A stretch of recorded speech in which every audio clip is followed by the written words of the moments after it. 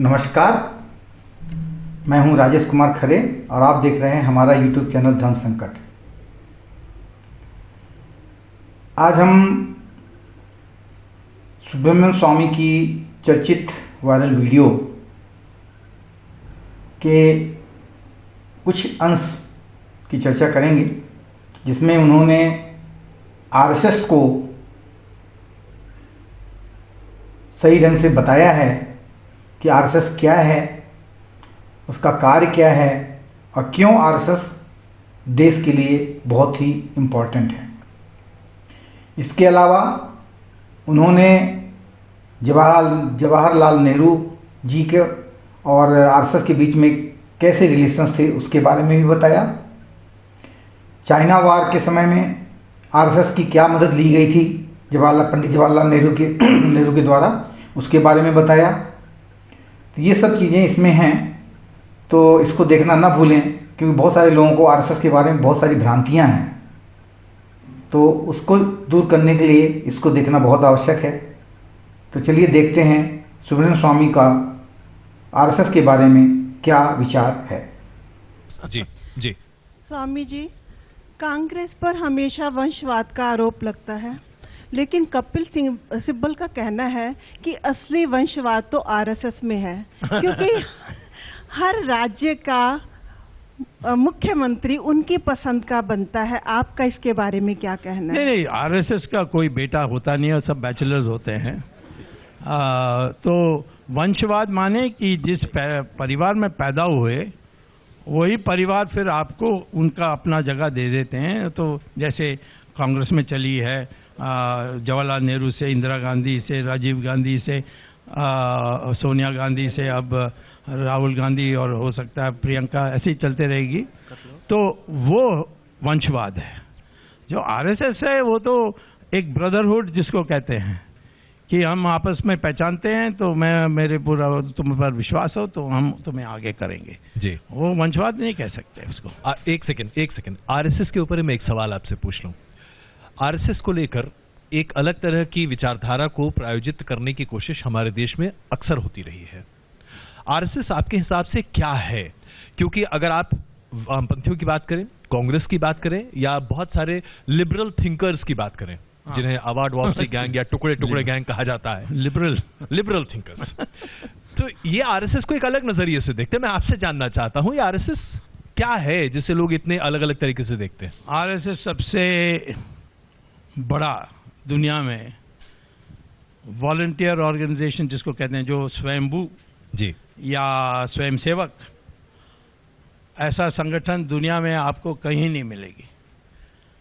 शुरू हुई 5 लोगों से 1925 में, और आज सारे दुनिया भर की कुकर्म को सहन करके दुनिया के सबसे बड़ी संगठन बनी है जी। और उसका पैसा गुरु दक्षिणा से जाती है, और जो स्वयंसेवक अच्छी जगह में पहुंच जाते हैं वो देते हैं, सरकार से 1 रुपया नहीं लेते हैं जी।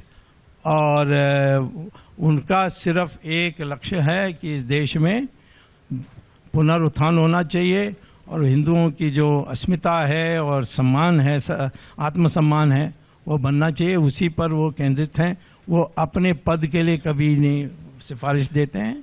तो पंडित नेहरू से लेकर, हाँ, अगर आप देखें तो राजीव गांधी तक, और अभी हाल फिलहाल भी तमाम कांग्रेस के नेता, हर किसी ने संघ परिवार को और खास करके आरएसएस को इतनी हे दृष्टि से क्यों देखा? क्योंकि हम चुनौती हैं, लेकिन जब घबरा जाते हैं तो फिर आरएसएस को बुलाते हैं।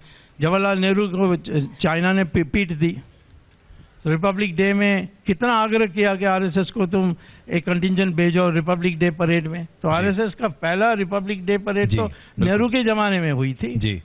उस समय उतना डरे हुए थे। तो जब भी डर होती है तो लोग आरएसएस को, कांग्रेस से अच्छा बोलते हैं, उनको बुलाते हैं जी। और कभी बाद में लोगों को समझ में आती कि हाँ हमने गलती की। तो जैसे प्रणब मुखर्जी पक्का कांग्रेस का राष्ट्रपति तक बना, वहाँ पहुँच गया कार्यालय में। तो इसीलिए आरएसएस कभी अपना प्रचार तो नहीं करती है, कोई आए ना जाए उनको कोई चिंता नहीं है जी। वो इस देश के लिए पूर्ण समर्पित हैं। कई लोगों ने बहुत अच्छे अच्छे करियर्स को छोड़कर, अशोक सिंघल टॉपर थे, रज्जू भैया टॉपर थे, सुदर्शन टॉपर थे अपने। आप खुद? मैं तो आरएसएस में कभी नहीं था। हाँ, फिर नहीं, लेकिन आप विचारधारा से जुड़े हैं। आरएसएस ने मुझे अडॉप्ट किया है, इतना तो सही है जी। उसको क्या कहते हैं, सौतेले बेटा या क्या दत्तक पुत्र। तो एनीवे जी, तो वो तो यानी स्नेह देते हैं और साथ रहते हैं जी। और परंतु आम तौर पर जो भी हिंदुत्व पर बोलेगा जी, उसका वो साथ देते हैं। वो ये नहीं कि तुम आरएसएस के नहीं हो इसलिए नहीं, मैं तो आरएसएस का नहीं हूँ जी, यानी औपचारिक मेंबर नहीं हूँ। मुझे शाखा से बचपन में शाखा से कोई बड़ा करके प्रचार करके फिर भेजा नहीं है जी। फिर भी क्योंकि मैं हिंदुत्व पर बोलता हूँ और हिंदुत्व के लिए काम करता हूँ तो वो हमारी साथ देते हैं। मैं एक और सवाल। तो आपने देखा कि कैसे सुब्रमण्यम स्वामी ने आरएसएस को वंशवाद से मुक्त बताया। उन्होंने कहा कि आरएसएस के जो शीर्ष नेता हैं ज़्यादातर वह सब अनमैरिड हैं, तो वंशवाद हो ही नहीं सकता, पहली चीज़। दूसरा क्या है कि उन्होंने ये भी बताया कि आरएसएस जो है विश्व की सबसे बड़ी सामाजिक संस्था है और उसका कार्य केवल देश की सेवा करना है।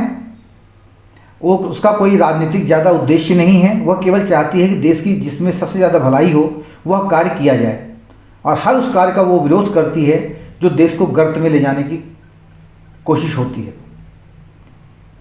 अगर आपको हमारा ये वीडियो कंटेंट पसंद आया हो तो कृपया हमारे इस चैनल को सब्सक्राइब करें, शेयर करें, लाइक करें और तथा बगल में दी गई बेल आइकन को दबा दें जिससे अगली वीडियो की नोटिफिकेशन आपको जल्द मिल जाए। जय भारत, जय सनातन।